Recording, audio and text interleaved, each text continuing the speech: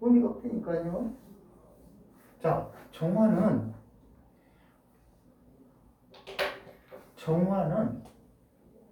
다시 너무 지저분하다, 그죠? 다시 해봅시다.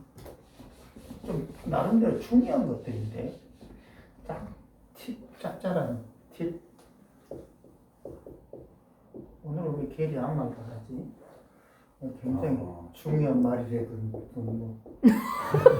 너무 중요해가지고 저만 하려고 그래. 내만 써 있어. 그럼 진짜 중요한 거네. 아무 말 안 하면. 아무 말 안 하면 진짜 중요해. 안 중요한 건 중요해. 희롱했다 이때까지. 중요하던 거 다 뻥이었어. 그러니까 그냥 시간 흐름으로 보면 정화가 술토를 향하는 건 분명히 맞죠. 하지만 언제라도 축술형을 하겠다라는 의지를 갖고 있는 거예요. 그런데 이 정화를 많이 담을지 혹은 담은 것을 빼앗길지는 운에서 결정하는 거예요. 그죠? 대운이 사오미로 가요, 중년에. 맞죠? 여자니까. 그러면 일단은 이 술토 입장에서 나쁠 게 없어요. 근데 만약에 정반대로 갖다 쳐봐요. 운이 그냥 임묘진 사오미로 갖다 쳐봐요. 그러면 사실은 이 술토가 재미가 없어져요. 왜냐면 술토가 가능한 화기를 가득 담아야 이 축토나 자수의 찜질방 효과가 훨씬 좋아질 거거든. 맞죠? 화기를 가득 채워야 축토 자수를 증발하면서 톡톡톡 찜질방 효과를 발휘해 줄 거 아닙니까? 그럼 그릇이 갑자기 엄청 달라져 버리잖아요. 근데 그냥 임묘진 사음이라고 하면, 축임묘진 사음이라고 하면 밋밋해요. 그냥 그 흘러가는 과정이. 왜냐면 주로 축인이라는 수기를 목으로 빼주는 그런 역할에 집중하지 술토의 화기를 채우는 역할에 집중하는 건 아니거든. 틀리죠. 그리고 아까 다시 이야기했지만 정화가 술토에 들어온들 축술형이 있다는 것을 잊으면 안 돼요. 언제라도 축술형의 문제가 있겠구나. 그러면 대운, 세운에 따라서 이거를 술토가 취할지 축토 때문에 빼앗길지를 판단해야 되는 거예요. 그죠? 일방적으로 들어오는 거, 들어오려는 의지를 갖고 있는 건 맞죠. 부친이 소유한 뭔가를 지가 취할 수 있는 거는 갖고 있어요. 특히나 갑이 정이 술 이렇게 좋잖아요. 그쵸? 하지만 언제라도 잘못하면 촉토한테 두들겨 맞을 수도 있겠네 라는 거고, 만약 이거를 정화를 남자라고 통변을 한다고 그러면 정화가 술토에 들어오고 싶은 마음이 있으나 언제나 갈등한다예요. 이거를 남편이라고 보면 남편은 일지로 들어와서 똑똑한 놈인데, 공부한 놈인데, 그렇잖아요. 정가, 갑정, 맞아요? 똑똑한 공부한 놈인데, 국가 자리에 있는 놈인데 일지에 들어왔으나 축술형으로 불안정하다, 이렇게 돼야 되는 거예요. 그러면 이제 그것이 또 세운에서 정화가 반응한 게 아니라 축중 다수가 반응했다고 쳐봐요. 그럼 어떻게 될까요? 그 남편 사이가 좋다고 읽을 거예요? 당연히 나쁘다고 읽어야 되는 거예요. 올해가 개면년이네. 응? 그래도 그 여자는 이혼 안 한다고 하는 이유가 뭐겠어요? 기본적으로 남편 자리에서 굉장히 중요한 역할을 해주기 때문에 그런 거예요. 그래서 왜 이혼을 해? 축토 도둑놈을 때려줘가지고 돈 되게 만들어주는데. 올해가 전에는 쪽중 개수, 자수 이런 것들이 반응해가지고 이 술토를 형하니까는 남편이 미워지겠죠, 그죠? 그럼 이제 딴 놈하고 어떻게 좀 해볼까 이런 생각이 들 거 아니에요. 그 여자 어디 저 사는지 집 좀 가르쳐줘요. 그 옆에 가가지고 그냥. 재산이 수천억이라고요? 아니 저 사람이 이제 도와주는 같이 일하는 나는 내연남이요. 내연남이 좀 뭐 관계는 있는 것 같아요. 저분하고 그분은 그러니까 그 수천억은 왜 나오는 거예요? 왜 들잖아요? 아 그분이 저분을 저 사람이 도와주거든요. 이제 회사 투자하려고 하면은 회사 투자하려고 하면 재무제표도 필요하고 업체 정보도 필요하고 공시자료 정리도 해줘야 되고 이런 게 저런 분이 이제 하시는 수천억의 서포터 하시는 여자. 그 투자해서 그분은 수천억을 모은 것 같아요. 이제 모아. 이 사람은 누군가를 그분은, 수천억 벌게 해주는 사람이란 거죠? 네, 근데 벌게 해줬다기보다는 도와서 뭐 하는데 이분도 투자를 좀 하긴 하는 것 같은데 자기가 도와줬던 분들은 돈을 너무나 많이 벌었는데 자기는 돈을 많이 못 버니까 남금 벌게 네. 해주는 글자라는 거죠? 자기도 있어요. 자기도 벌긴 돈은 많은데 좀 그래도 다른 사람이 돈을 너무 많이 버니까 쉽게 말해 눈이 돌아간 거죠, 약간. 눈이 돌아간 거죠. 제가 이제 저게 분매를 해보면 이런 게 정화가 축토 이런 거 만나고 정화가 자수 만나고 이런 게 좋은 게 아니지. 이런 부분은 쓸데없이 이렇게 자수 이런 것도 축토 하나만 있었으면 훨씬 좋았겠지. 그죠? 갑진 이런 모양이 흘러갈 수 있잖아. 그치? 그리고 잘 나가시는 분 그분은 개축년의 을묘의 경우예요. 시즌 모르고 개축 을묘 경우예요. 이거 뭐 아무것도 좋은 좋아 보이지 않잖아. 그치? 뭐가 좋아 보여? 뭐 보여요? 좋아 보이는데요? 아 그래? 너무 좋아 보이는데 내 자식은 저렇게 지금 경술대원이고요. 우와 을뱅갱이다. 을뱅갱이다. 그리고 52세부터 지금이 몇 세냐? 지금 거의 끝난 갔는데 지금이 그렇고 다음이 기후대원, 다음이 기후대원. 이제 그만해야 될 때 내가 이제 그만한다고 하는 것 같아요. 그러니까 에너지를 다 썼다고 하더라고. 하도만. 그렇지. 너 방사를 너무 많이 해. 빨리 들어. 너무 방사를 많이 하면 안 돼. 이거 맞죠? 그 저기 걔한테 내가 응? 너무 이거저거 취하면은 맹판형이 된다고 이사 좀 맞는 거 같은데 아닌가? 그러니까 이게 은근히 아무것도 아닌데 이게 사회축을 기준으로 을묘 이런 것들이 신기하잖아. 아무것도 아닌 것 같은데도 엄청나잖아요. 근데 마침 대운도 경술로 딱 해가지고 확실하게 을변경 확실하게 해주잖아. 아무것도 뭐 있어? 부자같이 보이지도 않는데. 안 그래? 이제 이런 것들이 잘못하면 보이지 않는 불법 비리가 있는 거지. 우리는 저승사자의 그 어마무시한 에너지를 이해하지 못한다니까. 저게 얼마나 영리하고 얼마나 똑똑하고 과단성이 있으면 함부로 날뛸 수 있는 건지를 이해를 못한다니까. 장난 아니에요 저게. 적어도 그런 에너지를 갖고 있어야 남들이 하지 못하는 행동도 해가면서 과감하게 수천억을 모으는 거지. 우리 같은 사람은 삼합 이내에 있는 글자들만 있는 사람들은 법을 조금만 무시하려고 그러면 가슴이 덜렁거려가지고 덜렁덜렁 해가지고 못해.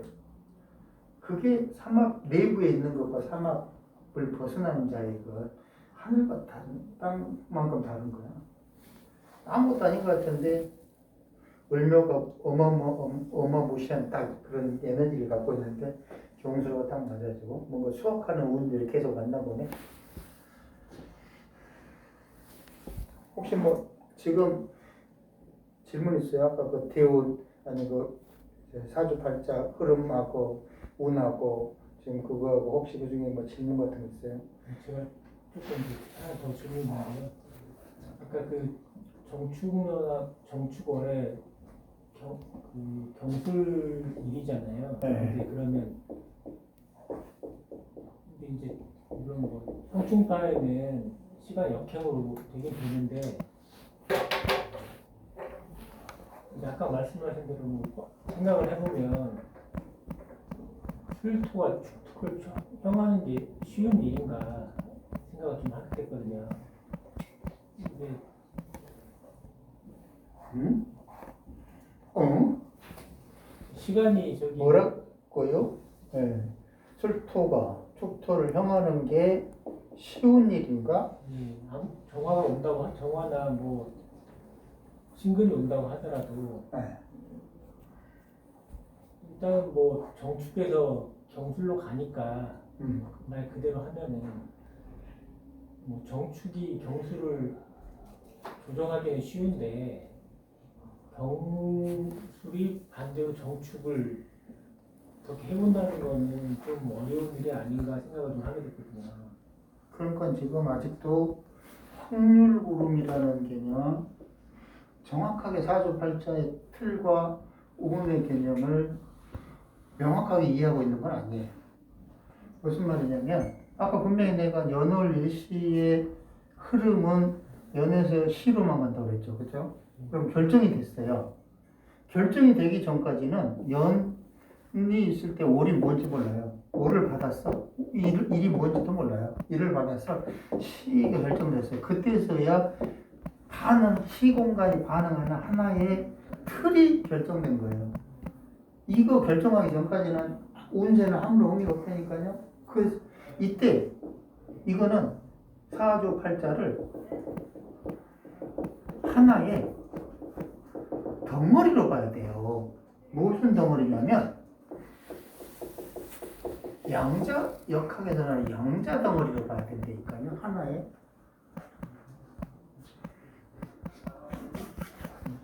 이거 수업을 빠지면 안 돼요.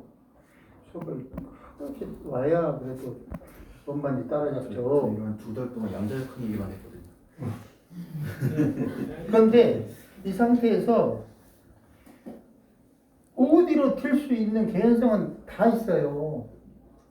어디로 튈지 모른다니까요. 전혀 관계없이 충돌해요. 뭐하고 충돌한다니까요. 여덟 일시에 있는 여덟 글자들이 미친 듯이 한순간에도 수도 없이 1초가 아니라 0.0의 1초마다 부딪혀요. 얘들도. 못하기는 그냥 너무 잘해서 탈이에요.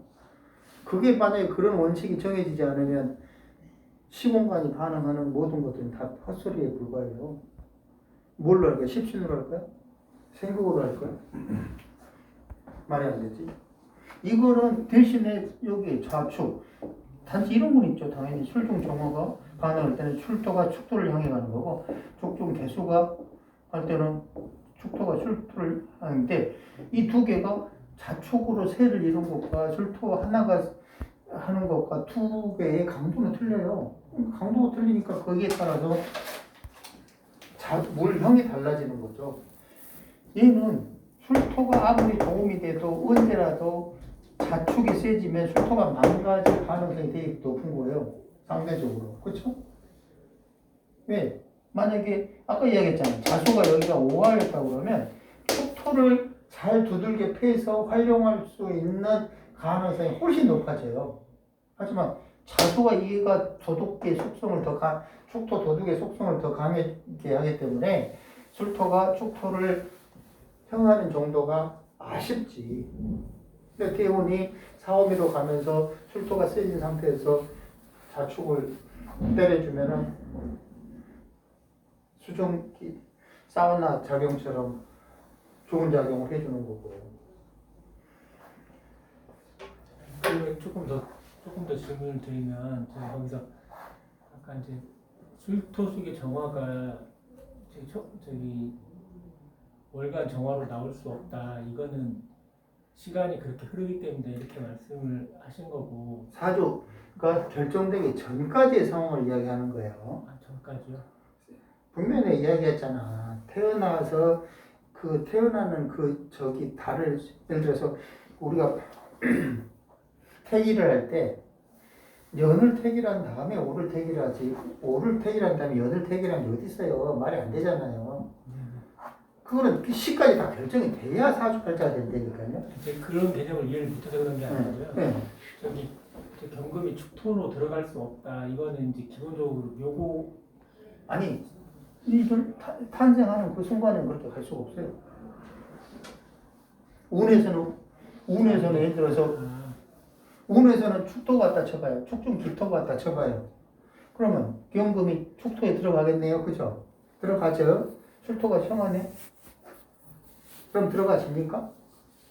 안 되잖아요. 불안정해가지고 들어가고 싶어도. 아니 운에서는 그렇게 되는데 응. 그냥 사주 네 글자만 보고 술토 속에 정화가 들어갔다고 할 수 없다 이 말씀이에요. 그러면? 그럼 뭐 당연히 전번에도 설명했구만.